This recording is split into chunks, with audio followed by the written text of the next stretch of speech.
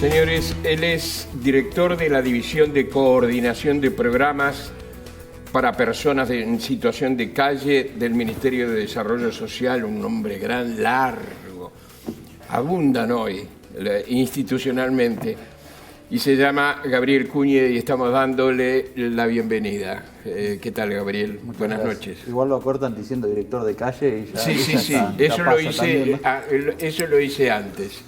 Sí, en una temporada realmente complicada en materia climática, ¿eh? Y bueno, es el momento del año donde tenemos que estar más atentos. Pero se reflejó el descenso de temperatura, porque este fue un invierno más duro. Sí, fue un invierno duro. La realidad es que nosotros este año implementamos un modelo de plan invierno, el cual nos permite tener respuestas bastante elásticas. En los momentos en donde baja mucho la temperatura tenemos un reflejo en el aumento de la demanda y rápidamente podemos ampliar un porcentaje de plazas que permitan dar respuesta. Así que bueno, nos obliga a estar muy atentos y abocados a que en cualquier momento tengamos que actuar. Claro. Cuña, es el primer invierno de este gobierno sin emergencia sanitaria, ¿no? El primer plan de invierno. ¿Con qué calles se encontraron después de 2 años de pandemia? Sobre todo con el impacto social que tuvo la pandemia. Bien, a nosotros la pandemia fue una oportunidad como para empezar a generar una serie de cambios que traíamos en mente, que pensábamos implementar a lo largo de nuestra administración.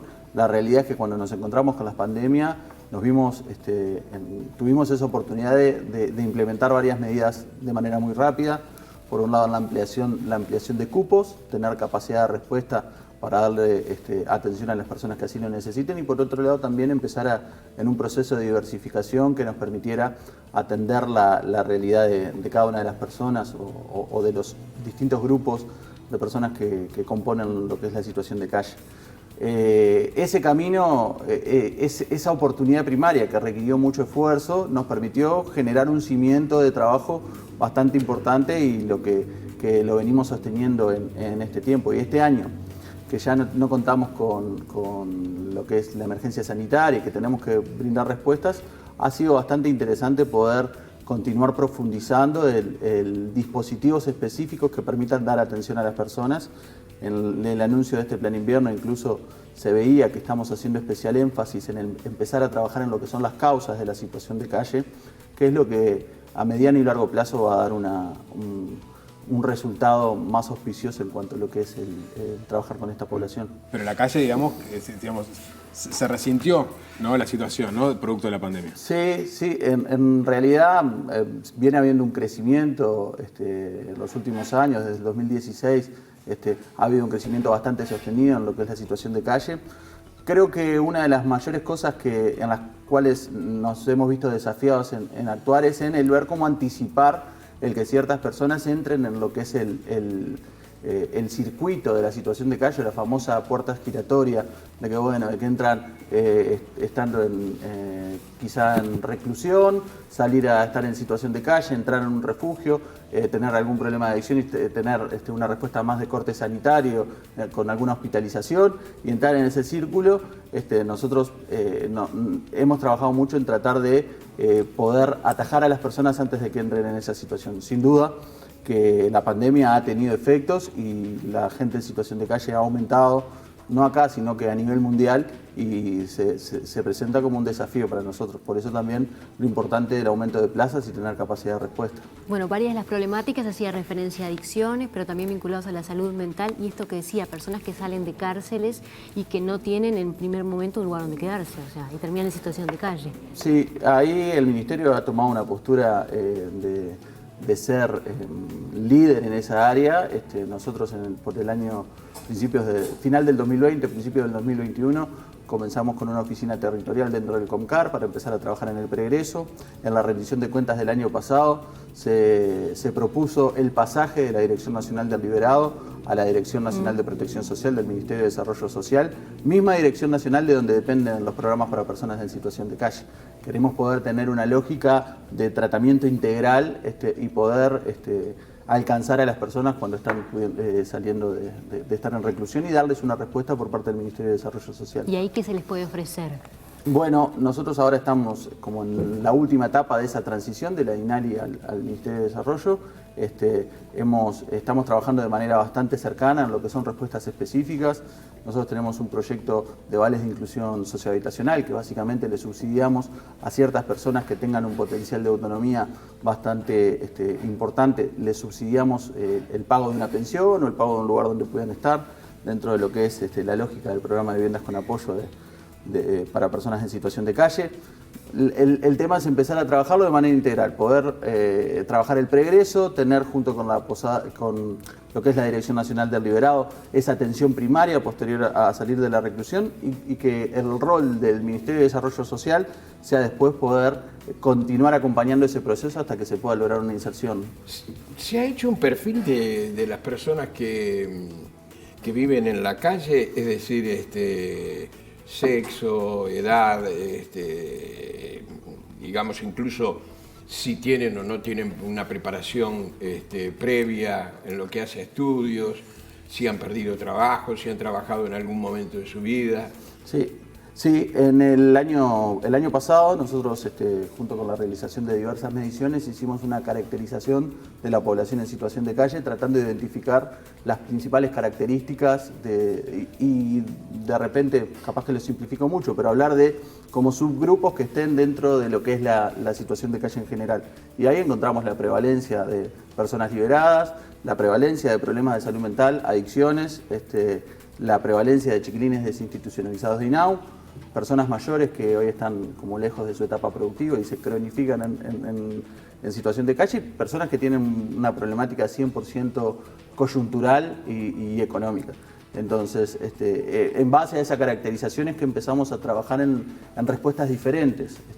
Programa de viviendas con apoyo, que es brindar desde la materialidad de una vivienda, primeramente poner la vivienda en el centro de la intervención, brindarle a la persona la posibilidad de ingresar a esa vivienda y desde ahí trabajar otros elementos de la vida. Las personas mayores que hoy de repente no pueden ser productivas desde el punto de vista económico, les brindamos la posibilidad de ir a un programa de este estilo. Ahora se anunció en este plan invierno una fuerte apuesta en el trabajo en adicciones. En las próximas, el jueves vamos a estar inaugurando un dispositivo medio camino para personas que estén haciendo un proceso de trabajo, un proceso de rehabilitación de adicciones. Hemos inaugurado 2 centros diurnos. Hay como distintas respuestas pensando en responder a esa caracterización. Claro, uno piensa en los refugios porque piensa en la noche, sobre todo en el invierno, ¿no? En la crudeza del frío. ¿Qué hace esa gente durante el día? Bueno, ahí es fundamental lograr deconstruir un poco el concepto que tenemos de la situación de calle. Es como tú decís, a veces hablamos de situación de calle y lo primero que se nos ocurre es la persona que está tirada con un cartón en la puerta de nuestra casa. Es lo primero que se nos ocurre porque lo vemos todos los días y nos impacta también, ¿no? Pero es mucho más profundo y es multidimensional la problemática. Entonces, el desafío es entender una cosa. Nosotros en el invierno es como que separamos el año en 2 partes. El invierno, cupos, tenemos que dar respuesta, tenemos que poder tener capacidad de atención, nadie que golpee la puerta puede quedar afuera, pero eso es en una parte del año. Porque con techo y comida tú no vas a sacar a nadie de estar en esa situación. El resto del año, lo importante y la clave es poder trabajar en respuestas específicas que le permitan a las personas salir de esa situación, ¿verdad? Bien. El caso de, se trató en diputados, ¿no? Esto de la internación compulsiva, ¿para qué casos se aplica y qué particularidad aplica? Hospitalización involuntaria. Hospitalización, bien. Porque tan sutil como la diferencia es lo importante del proyecto. La hospitalización involuntaria es un proyecto de ley del gobierno del expresidente Mujica, en el cual nosotros el año pasado propusimos su reglamentación porque nunca se había reglamentado, es decir, nunca se había podido utilizar. El artículo único de esa ley lo que planteaba era que si una persona visualizamos que está en un nivel de deterioro, que puede haber un riesgo inminente de vida, nosotros podemos actuar, nosotros como Ministerio de Desarrollo Social, actuamos, alertamos al su prestador de salud y un médico tiene que ir a constatar si esa persona en efecto está corriendo riesgo de vida. El año pasado se aprobó, se reglamentó eso, lo pudimos aprobar, lo utilizamos incluso en 9 ocasiones, donde estoy convencido que salvamos vidas, porque uno de los casos tenía una infección generalizada, que los propios médicos nos decían si unos días más en la calle seguramente hubiera fallecido. Nosotros este año lo que estamos proponiendo es una ampliación de eso, para incluso anticiparnos un poquito más a que no sea el riesgo inminente de vida, sino que sea un riesgo inminente para sí, o sea, que visualicemos que viene en una espiral de deterioro Claro. que ya es muy compleja y que necesita una intervención más profunda, y que eso sea en base a un brote de alguna patología mental, alguna problemática de salud mental de base, o por el consumo de sustancias. Para mí es importantísimo aclarar que para nosotros esa es una medida muy focalizada, que incluso cuando se dio la discusión parlamentaria se habló en varios niveles acerca de por qué no lo incluimos, no hicimos una modificación de la ley de salud mental, o porque que ya existían otras herramientas. La realidad es que todas esas herramientas demoraban muchísimo tiempo. Y nosotros estamos hablando de la necesidad de actuar de manera urgente en situaciones específicas. Por eso también en el proyecto de ley se da cuenta de que es específico para la gente en situación de calle y en estos casos puntuales. Y ahí, en estos casos se necesita un médico actuante, ¿no? O sea, tiene que certificar un médico que esta persona, por lo que tenemos hasta el momento, ¿no? Porque todavía no se aprobó la modificación a la ley de 2011, que esta persona corre incluso riesgo de muerte. En 9 ocasiones decías que actuaron. Sí.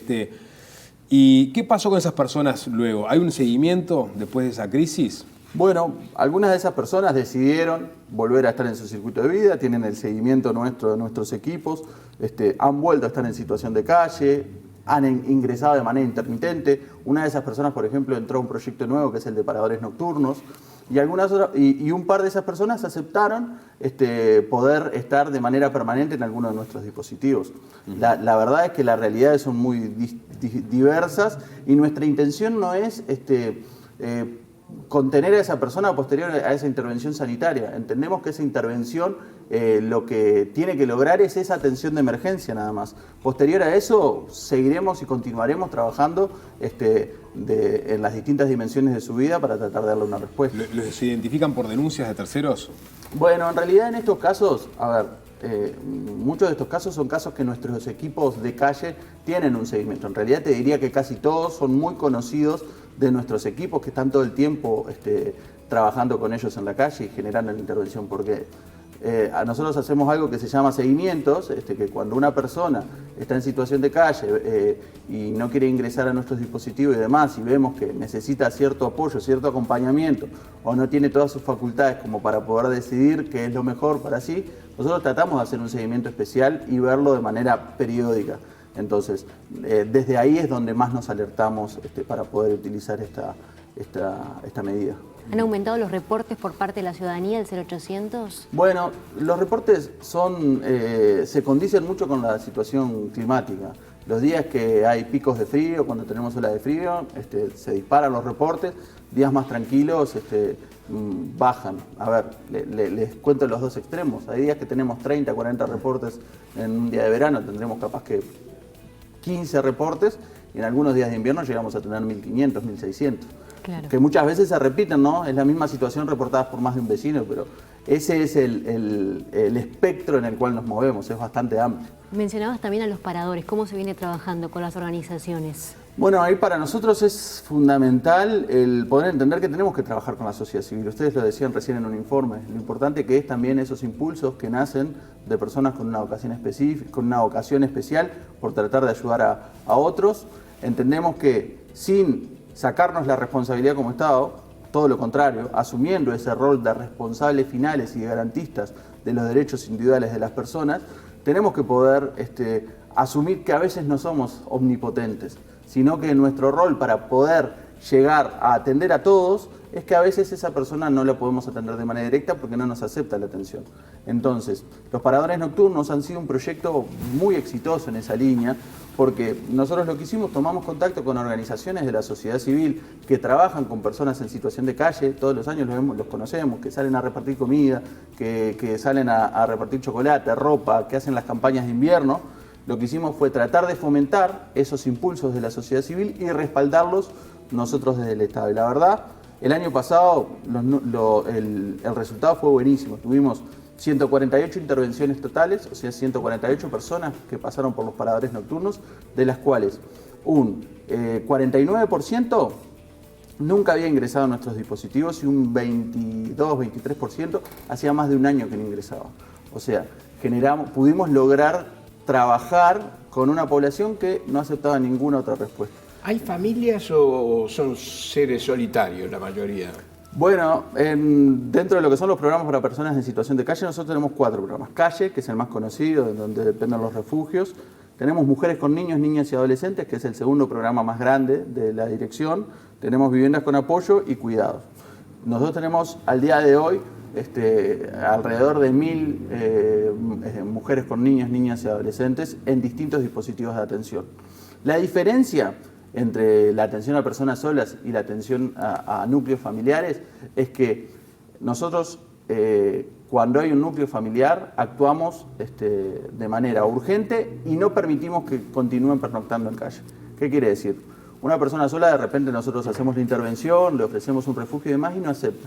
Pero si hay menores en la situación, nosotros generamos la intervención y en caso de que ese núcleo familiar no acepte por distintas situaciones, damos cuenta a INAU para que se actúe de manera rápida y no pernocten en calle de menores. Uh-huh. Una apreciación que capaz que sí. Tiene asidero o no. El MIES fue creado el primer gobierno de Frente Amplio, ¿no? Y desde el Vamos estuvo, digamos, con gente del Partido Comunista al frente, ¿no?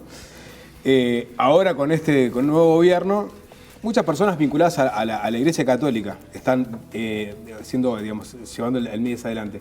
¿Están ahí las dos vocaciones de servicio más grandes del país, el Partido Comunista y la Iglesia Católica, o sus diferentes versiones, la Iglesia en general? Sí, yo por lo pronto soy evangélico. Me considero evangélico. Bueno, mira, no sabía. Así que... o sea que también tenés algún tipo de vinculación religiosa. Tengo una fe puntual, no tengo vinculación con ninguna organización puntual, sino que la fe que profeso es la fe evangélica. Fe cristiana. En realidad, te diría que no sé qué tanta prevalencia podemos decir hoy de la Iglesia. Yo creo que son distintas instituciones. A ver, lo que es la sociedad civil y la actuación de la sociedad civil muchas veces está relacionado o a corrientes ideológicas que buscan tratar de tener una rama de atención social o a organizaciones de un corte más religioso, si se quiere decir. La verdad, yo celebro cualquiera de las dos líneas, siempre y cuando el objetivo final sea ayudar a los otros. Entonces, me parece que yo puntualmente en cuanto al... debo decir que a mí me sorprendió mucho lo que me encontré cuando llegué al Ministerio de Desarrollo. De repente uno venía con muchos preconceptos. La verdad es que más allá de la ideología que pueda llegar a tener los equipos, las personas o lo que fuera, nos hemos encontrado con un equipo de gente muy comprometido y que saca adelante el trabajo y que tiene una preocupación muy grande por la gente. Entonces, me parece que lo más importante no termina siendo ni la ideología ni la fe que profesan, sino el compromiso que ponen cada día en el trabajo que hacen, ¿no? Se han hecho de todos modos algunas observaciones, algunas organizaciones en su momento. Bueno, nosotros, a ver, puntualmente yo soy evangélico, pero en uno de los paradores nocturnos, que en varios de ellos tienen organizaciones que pueden profesar alguna fe, tomaron la postura de no respetar algunos de los lineamientos que se hicieron y que nosotros como garantistas, como garantistas de la pluralidad debíamos tener que hacer, y el ministro tomó la decisión que de un día para otro se cerró ese parador. Entonces, nosotros estamos para trabajar con todos siempre y cuando se respete la pluralidad y la laicidad que tiene que haber por parte del Estado. Ahí está. ¿Qué es lo que no está obligado a no hacer una persona que ingrese en ese paraguas? Perdón, no, a ver la pregunta. Claro, la pregunta es que la persona que va de la calle, ¿a qué se ve inhibido de hacer cuando ingresa en un local en esas condiciones? Bien, nosotros ahí tenemos que decir, hacer como un pequeño... Cero política, por ejemplo. Sí, perspectiva histórica, una pequeña perspectiva histórica de qué nos encontramos cuando asumimos y hacia dónde estamos tratando de llevar la dirección como para darle respuesta a eso. Nosotros cuando asumimos, cerca del 90% de la capacidad de atención que había para personas solas en situación de calle eran refugios nocturnos. Un refugio nocturno es un espacio donde tú entras a las 6 de la tarde y a las 9 de la mañana tenías que salir, con ciertas exigencias y demás. Al día de hoy lo que hicimos fue comenzar un proceso de diversificación que permite que nosotros duplicamos las plazas totales de atención que teníamos, pasamos de 2.056 plazas a tener 4.215 disponibles en este plan invierno, y en esa ampliación generamos una diversificación en los tipos de respuesta. ¿Por qué hablo de esa diversificación? Porque al día de hoy nosotros tenemos un montón de respuestas que son de baja exigencia, en donde las personas pueden ir y de repente son más laxas las reglas para estar en el lugar, no se tienen que bañar si no quieren, pueden llegar un poco más tarde en la hora y a la hora que lleguen se les da una respuesta. Y hay otros lugares, otros proyectos que son un poco más completos, donde tienen que cumplir otras reglas y que les permiten también tener la posibilidad de proyección hacia otro tipo de respuestas. Entonces, nuestra intención es tener un abanico muy amplio, desde muy baja exigencia hasta una exigencia que les permita, en la medida de que se cumplen ciertos procesos, darle una respuesta final como puede ser una vivienda. Sí, imagino, porque la convivencia debe ser una de las cosas más difíciles, ¿no? Es decir, una de las que genere más cuidados. Mira, sí, totalmente. Nosotros hemos hecho muchísimos cambios en cuanto a distintos proyectos de atención, pero uno de los cambios más importantes y que le hemos visto el resultado es cuando redujimos el aforo en los centros nocturnos. Nosotros, cuando asumimos, teníamos centros nocturnos que eran para 30 personas. En abril del año pasado los pasamos a hacer centros de 20 personas. Y esa reducción de aforo tuvo muchos efectos positivos. Por un lado, tratar de generar un poco más de homogeneidad en la población que estaba ahí. Generás más sentido de comunidad y eso permite que como una atracción mayor a la hora de buscar salir adelante, pero también reducís lo que es la tasa de conflictividad en los centros porque ya no convivís con 30 personas, sino con 20. ¿Es una solución a corto plazo o, bueno, cómo se puede trabajar a más largo plazo? ¿Con qué perspectiva? ¿El llevar a un refugio o el dar algo? Para nosotros la obsesión que tenemos es la diversificación, tratar de dar respuestas específicas. Cuando hablamos con los equipos siempre decimos lo mismo. No puede ser que la persona que está en situación de calle, en un nivel de vulnerabilidad extremo, sea la que se tenga que adaptar a la respuesta que tenés como Estado. Nosotros tenemos que ser lo suficientemente originales como para hacer respuestas casi tan diferentes como la realidad y la vida de cada una de esas personas. Entonces, cuando vas en esa línea y caminás en esa perspectiva, me parece que las posibilidades de éxito son mucho mayores. Gracias, Gabriel, por esta visita.